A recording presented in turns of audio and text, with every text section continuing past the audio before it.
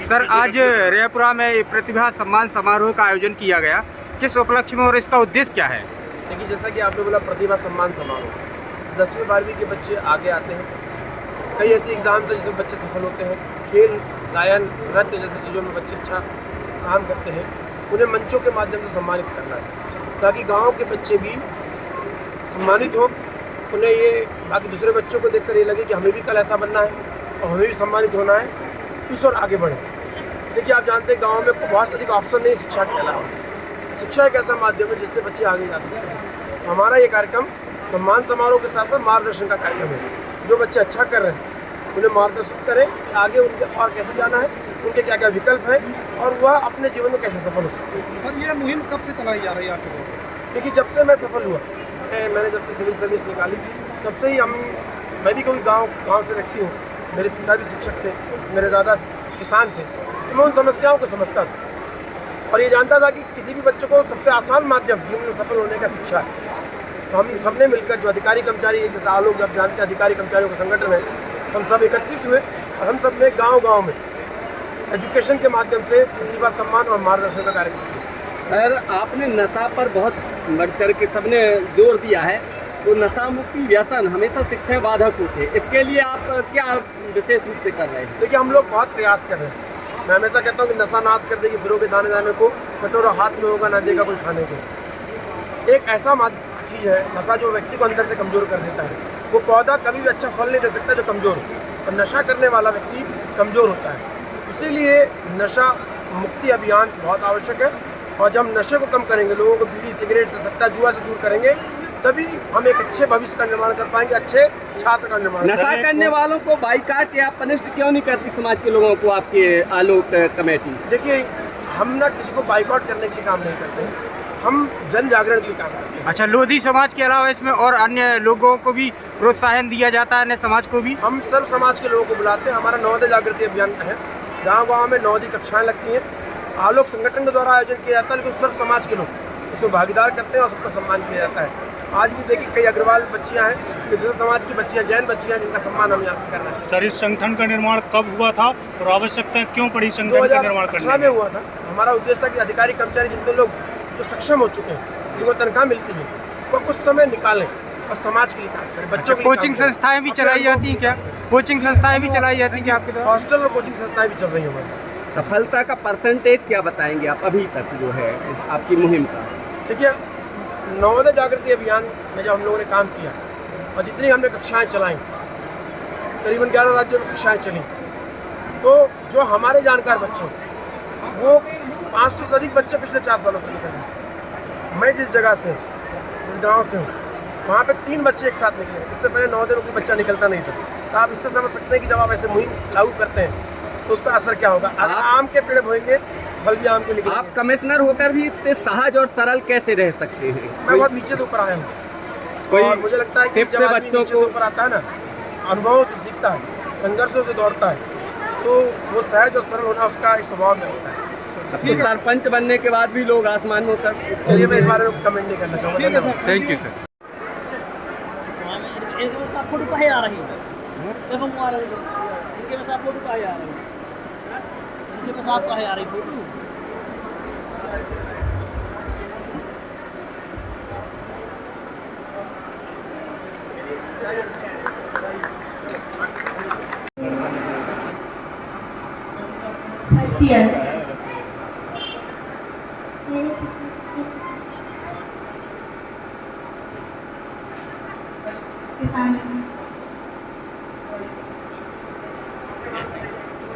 Doctor Jaipal Lodhi, assistant professor. Shubham Lodhi, GST inspector. Jaipal ji हैं professor, GST inspector. ये बताइए, तीनों बच्चे, 4 लोग खड़े, इनमें से किसी को गाड़ी खरीदने, घूमने जाना है, मिठाई खाना है, समोसे खाना है, कौन खा सकता है? चाहूँगा। और चूंकि मेरा गला बैठा हुआ है, मैं आराम से बात करूँगा। अच्छा, ये बताइएगा बच्चों, कौन है जो सपने देखता है, सपनों में सोचता है कि उसको आगे जाना है? कितने बच्चे लोग? बहुत अच्छे, मैं भी सोचता हूँ। अच्छा, ये बताओ, कितने बच्चे लोग जो सोचते हैं उनके पास अच्छी गाड़ी होनी चाहिए, मस्त गाड़ी होनी चाहिए। मैं सोचता, तुम सोचते हो कि क्या मानता, ईमानदारी से बता, कौन कौन सोचता है कि उसको अच्छा वाला मोबाइल चाहिए, जैसे तो मेरे भाई फोन है, मैं भी सोचता था कि मेरे पास भी होना चाहिए। कितने लोग सोचते हैं बताओ? अच्छे कपड़े होने चाहिए, कितने लोग सोचते हैं बताओ? अच्छा खाना होना चाहिए, अच्छा घर होना चाहिए, कितने लोग सोचते हैं बताओ? लड़कियां दिख रही, लड़के दिख रहे, इसलिए पूछता हूँ, और कौन सोचता है कि ऋतिक रोशन जैसे उसका पति होना चाहिए, मस्त बिल्कुल अच्छा। तुम सोचते हो, मैं तो सोचता था कि मेरी जो वाइफ है वो ऐश्वर्या राय जैसी होनी चाहिए। मैं बिल्कुल सोचता हूँ। मैं क्यों बोल रहा हूँ ना, आगे बताऊंगा। तो सब लोग बोलते हैं कि क्या करें कि आगे बढ़े। 2 लाइन मुझे याद आती है कि ख्वाहिशों से नहीं गिरते फूल झोली में, कर्म के साथ को हिलाना होगा, कुछ नहीं होता अंधेरे को कोसने से, अपने हिस्से के विकास के लिए हमको ही जलाना होगा, तो दूसरा नहीं है। तो कैसे करें, आखिर हम करें क्या जिससे हमें वो मिले जो हम सोचते हैं। अब मैं आपसे कुछ बोलता हूँ कि मैं भी कभी यही बैठता था बेटा, आपके जैसे किसी कार्यक्रम में जाता था, ऐसे किसी कोने में बैठता था। ऐसा क्या हुआ कि एक लड़का जो बालाघाट में पैदा हुआ, गरीब किसान के यहाँ पैदा हुआ, अचानक से वो इस क्षेत्र का कमिश्नर भी बन गया, और जब मैं आया तो आप लोगों ने सबने ढोल ढमाको स्वागत भी कर दिया। ऐसा क्या साला मेरे बंदूक का चांद लग गया? मेरे पास गाड़ी भी, घोड़ा भी, सब कुछ, मेरे पास अच्छा घर भी, अच्छी पत्नी भी, अच्छे कपड़े भी, सब कुछ जो सरपंच साहब कह रहे अच्छे कपड़े पहनने चाहिए, सब कुछ। और जो अभी राकेश जी कह रहे थे कि अधिकारियों की लड़ाई लड़नी चाहिए, तो ज्ञान होना चाहिए उसके संविधान का। अगर मैं आप पूछूं कितने लोगों का संविधान मालूम है? राकेश है? हाँ, राकेश बैठा के राकेश 347 आर्टिकल में जो मन में आया ना उठा के पूछ लेते, तो बताऊंगा किस आर्टिकल में क्या लिखा है। आर्टिकल 1 से 4 राज्य और केंद्र के बारे में, 5 से 11 नागरिकता के बारे में, 12 से 37 मूल कर्तव्यों के, मूल अधिकारों के बारे में, 37 से 51 राज्य के नीति निर्देशक तत्वों के बारे में, 51 भी मूल कर्तव्य, 52 से राष्ट्रपति चालू हो जाएगा, 73 से प्रधानमंत्री चालू हो जाएगा, 80 से संविधान संसद भवन चालू हो जाएगा, संसद की कार्यप्रणाली चालू हो जाएगी 108 109 में, 123 में सुप्रीम कोर्ट चालू हो जाएगा, अयोध्या केंद्र का पूरा 148 में सीएजी आ जाएगा। हल्का बता रहा हूँ, कोई भी आर्टिकल खोल दो।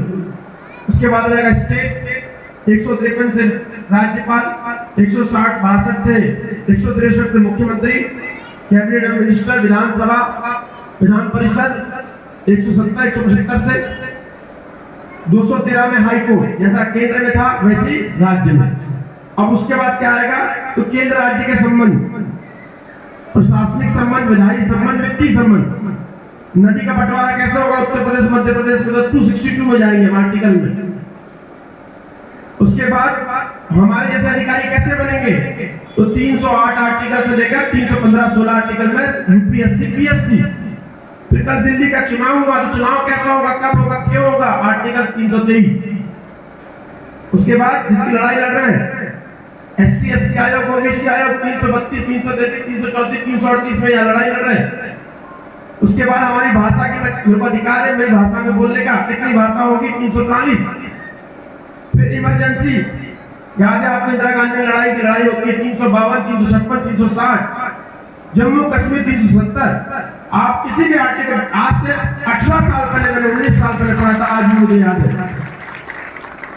कपड़ों की बात थी, आप सब में गिनोगे तो मैं अच्छे कपड़े पहना हुआ शायद, सरपंच साहब कह रहे हैं। आखिर ऐसा कैसे हुआ, समझोगे, सुनना चाहोगे? एक बंदा वहां से उठ के यहाँ तक कैसे आ गया? एक बंदा अच्छे कपड़े कैसे पहन गया किसान के बंदे ने?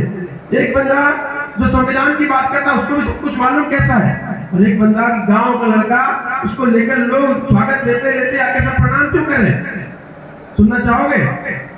कर्तव्यों का बोध कराती, अधिकारों का ज्ञान और शिक्षा से ही बन सकता है बेटा आपका जीवन मान, आपका ऑनली एजुकेशन। मैंने कुछ पुस्तकें पढ़ी, रड़ घोड़ के पढ़ी, रगड़ के पढ़ी, यहां तक आ गया। वो 4 लाइनें कि अपना जमीन अपना आसमान पैदा कर, आत्मविश्वास पैदा कर। अरे मांगने से कहाँ मिलती शोहरत है, तू तो अपनी मेहनत से अपना इतिहास पैदा कर, मेहनत। अब दूसरी बात, मैंने बड़ी बड़ी बात तो कर दी, दो कविता सुना दिया, कैसे होगा? क्या तुम सचिन तेंदुलकर बन सकते हो रायपुरा में रहकर? मेरी आवाज समझ आ रही? तो गला बैठा है, क्या रायपुरा में रहकर तुम सचिन तेंदुलकर बन सकते हो? क्या कोई यहाँ पे ऐश्वर्या राय बन सकती है रायपुरा में रहकर? क्या कोई सुप्रीम कोर्ट का वकील बन सकता है आज के आज ही? क्या कोई विदेश में कंपनी खोल सकता है? क्या बहुत बड़ी कंपनी का मालिक हो सकता है? क्या पत्रकार बहुत बड़ा हो सकता है? अगर मैं बोलूं तो आज नहीं हो सकता, लेकिन कल हो सकता है। कैसे? हम चाहते हैं कि हमारा प्रतिनिधित्व आगे बढ़े, हम उसी की लड़ाई लड़ रहे हैं। कैसे? आप लोग का बच्चा क्रिकेटर बन सकता है कि नहीं बन सकता मुझे नहीं मालूम। आप लोगों का बच्चा गायक बन सकता है मुझे नहीं मालूम। आप लोगों का बच्चा डांस इंडिया डांस में डांस कर सकता है कि नहीं कर सकता है नहीं मालूम। लेकिन मेरी जो बच्ची आई है ना, वो क्रिकेटर भी बन सकती है, डांस इंडिया डांस में भी जा सकती है और बड़ी गायक विश्व की गायक भी बन सकती है। क्यों? क्योंकि मेरे पास इतना पैसा है, क्षमता है, नॉलेज है, दूसरा कहीं भी भेज सकता हूँ। पहला स्टेज, सबसे आसान स्टेज बेटा आप लोगों को आगे बढ़ने के लिए। किसान का बेटा अफसर बना पढ़कर, और अफसर का बेटा कुछ भी बन सकता है। आप समझ जाइए, सबसे आसान चीज। मैं जब बात करता हूं, मैं कभी मना नहीं करता कि आप कुछ मत करें, सब कुछ करें, व्यवसाय भी करें, खेती भी करें, गाय भी पाले, पान ठेला भी खोले, आप व्यवसाय भी करें, लेकिन इन सबको चलाना। राजनीति की बात करूं और 3 साल बाद सबको प्रणाम करने दोबारा आना पड़ता है, भैया अगली बार वोट हमको देना। हर दिन व्यापार करने में ग्राहक टूट ना जाए इसलिए हर दिन मेहनतें करनी पड़ती है। वो क्रिकेटर सचिन तेंदुलकर 40 साल हो गए, निकलो भी बाहर, नहीं खेल पा रहे, आउट। कितने आपने नेशनल प्लेयर देखे हैं जो नहीं खेल पाते हैं, 1 साल के बाहर निकाल दिया जाता है। 100 मीटर की दौड़ दौड़ने के लिए 20 साल मेहनत करनी पड़ती है और 1 साल में जिंदगी खत्म हो जाती है। लेकिन सबसे आसान चीज ना, जो जिंदगी में सबसे अधिक पावर देती है, वह एजुकेशन।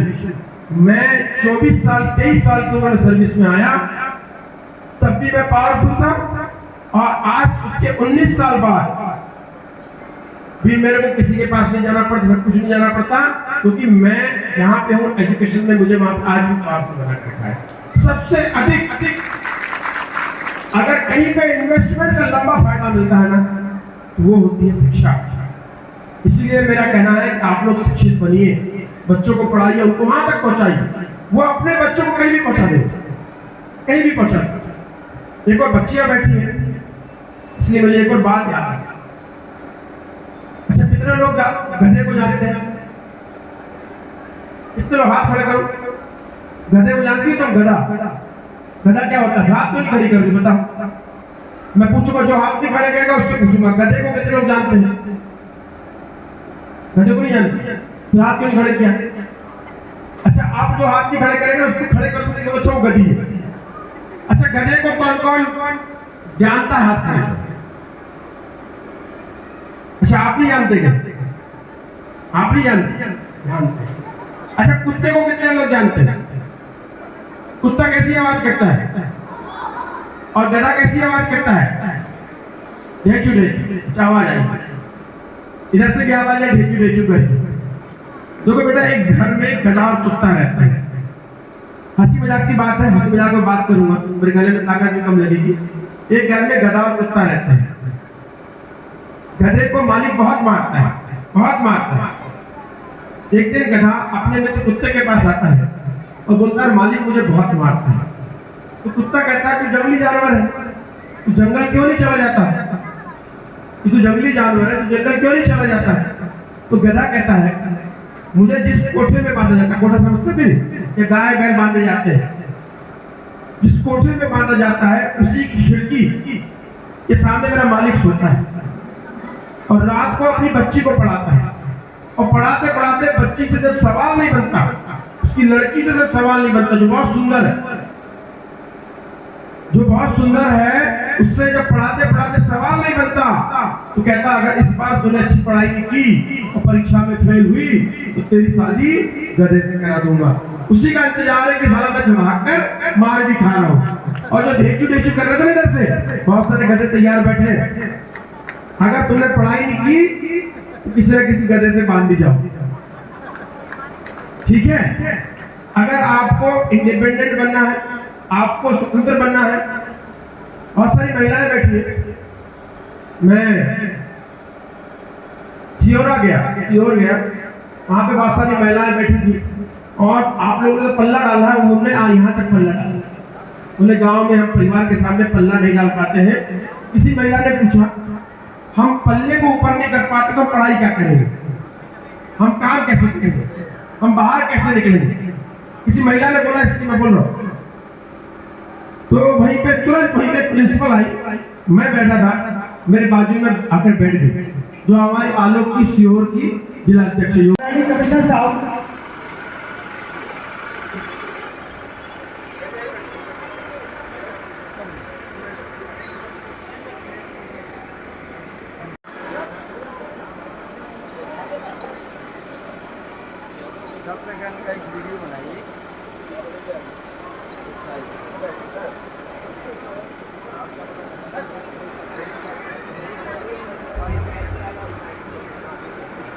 इस बीच हमारे आलोक के प्रदेश अध्यक्ष श्री आर.एस. लोधी जी हमारे बीच उपस्थित हो चुके हैं। सर के स्वागत में जोरदार तालियां बजाइए।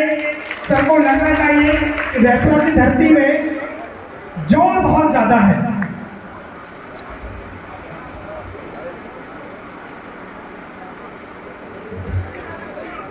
सर सामने। इस बीच प्रदेश अध्यक्ष जी का स्वागत हमारे पदर जिला के आलोक के अध्यक्ष श्री नंदपाल सिंह सर जी आपका स्वागत करेंगे। दूर से चलकर आए आलोक के प्रदेश अध्यक्ष आर.एस. लोधा जी, आपका रेफर की पावनधारा पर स्वागत है, वंदन है, अभिनंदन है।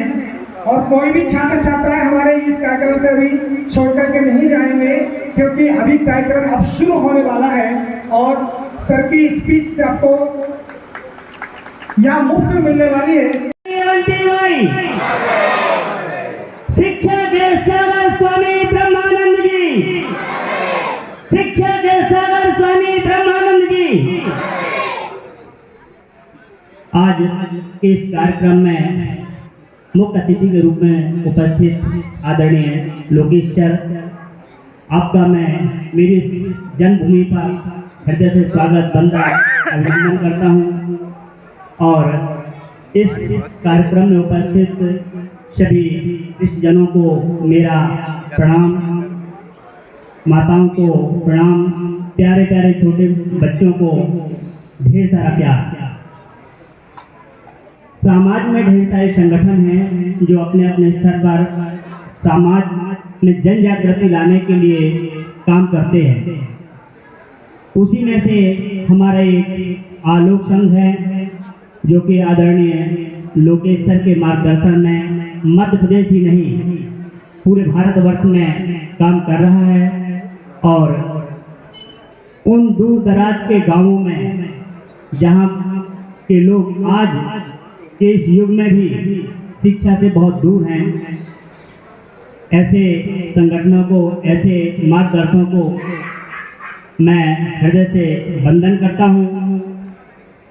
इन संगठनों का और मार्गदर्शकों का काम जगाना है।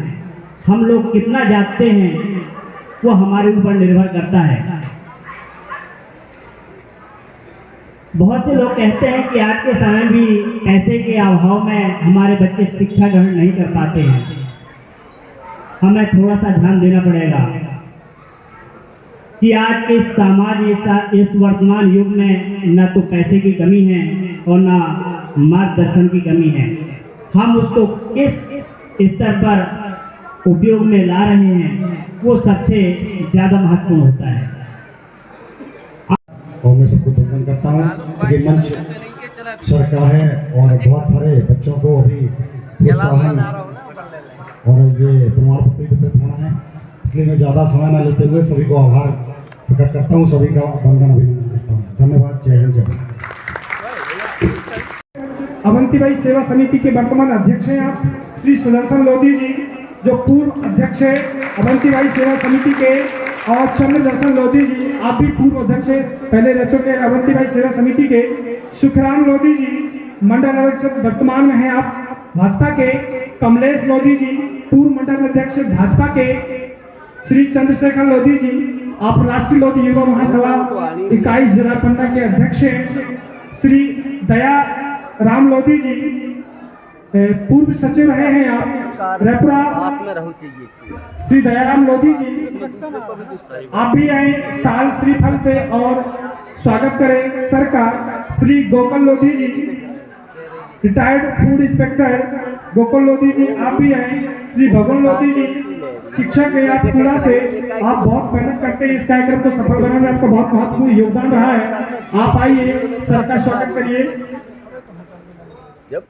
आप थोड़ा सा ऐसा कि हमारे पत्रकार बंधुओं को भी काम करने का अवसर मिले तो सर का चेहरा दिखना चाहिए। स्वागत और बैच हम साइड से लगाएं ताकि सभी हमारे जो देखने वाले लोग हैं वो भी देख सकें और अपने आप को गौरवान्वित महसूस कर सकें, क्योंकि सर हमारे बीच में उपस्थित हो चुके हैं। यश फैले यशवंत हो। श्री राम सरोवर लोधी जी आप भी आए, सर का स्वागत करें। श्री राकेश लोधी जी, श्री नारायण लोधी जी, श्री गिरधारी लोधी जी और जी सरपंच साहब पूर्व जिला पंचायत सदस्य बाजू आप भी आए।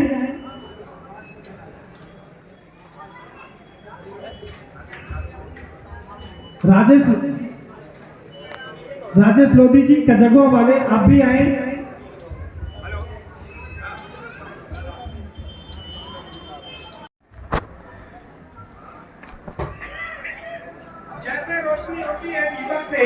जैसे रोशनी होती दीपक से वैसा सब में आप जोश भर दो और पावन किया है दरबार को आपने श्रीमान। अब दीप जलाकर आप आगाज कर दो।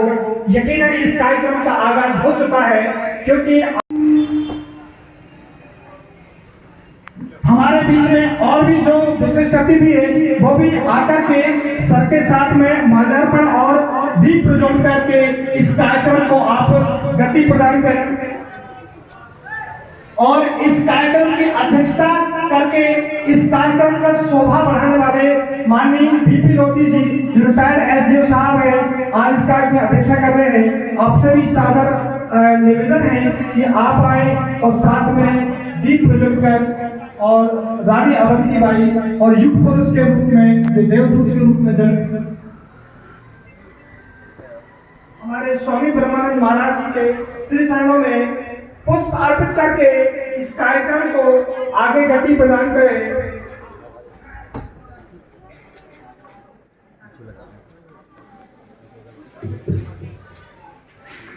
आपका स्वागत करने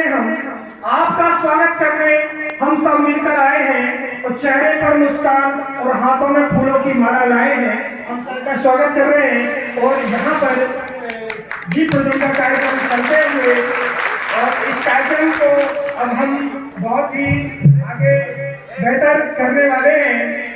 बाहरों की महफिल सुहानी रहेगी, लपट खुशियों की कहानी रहेगी, चमकते रहे खुशियों के सितारे अगर आप सबकी तालियों की मेहरबानी रहेगी।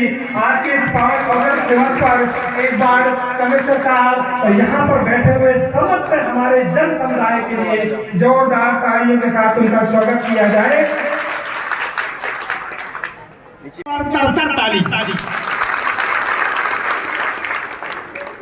ये मध्य प्रदेश का वो हीरा है जो बालाघाट की धरती पर पैदा हुआ, लेकिन जिसकी चमक केवल मध्य प्रदेश में ही नहीं संपूर्ण भारत में और मैं तो कहता हूँ संपूर्ण एशिया में दिखने वाली है। चले आ रहे हैं एक ऐसी घटना मुस्कान, एक ऐसा हीरा जो इस मध्य प्रदेश की धरा पर लोधी समाज को मिला है। माननीय कमिश्नर साहब लोकेश लारे जी का जोरदार तालियों के साथ स्वागत कीजिए। हम चाहते हैं कि माननीय कमिश्नर साहब के चेहरे पर यूं ही मुस्कान हमेशा बनी रहे। सर हमारे बीच हमेशा ऐसे ही आते रहे। ये रेपुरा की पावन धरती आपका स्वागत करती है। लोकेश लहरे जी आप हमारे बीच पधार चुके हैं। आप सभी रेपुरा वासी आपको देखकर आपको